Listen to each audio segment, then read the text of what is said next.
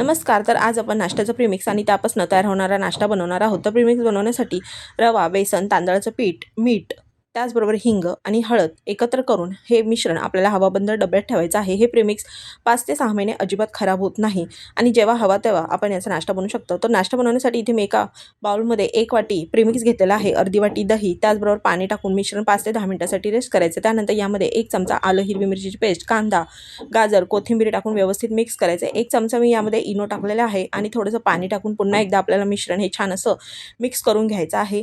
Pan गरम करून त्यामध्ये 1 चमचा तेल टाकून थोडेसे आपल्याला तीळ टाकायचे आहेत आणि तीळ थोडेसे तडतडले की आपण हे जे मिश्रण बनवलेलं आहे ते पॅनमध्ये व्हिडिओ दाखवते त्याप्रमाणे पसरून घ्यायचं आहे आणि दोन्ही बाजूने साधारण 10 मिनिटासाठी छान आपल्याला हा जो नाश्त्याचा पदार्थ आहे तो खरपूस भाजून घ्यायचा आहे. तर तयार झाला आहे आपला अगदी मऊ जाळीदार असा हा नाश्त्याचा पदार्थ.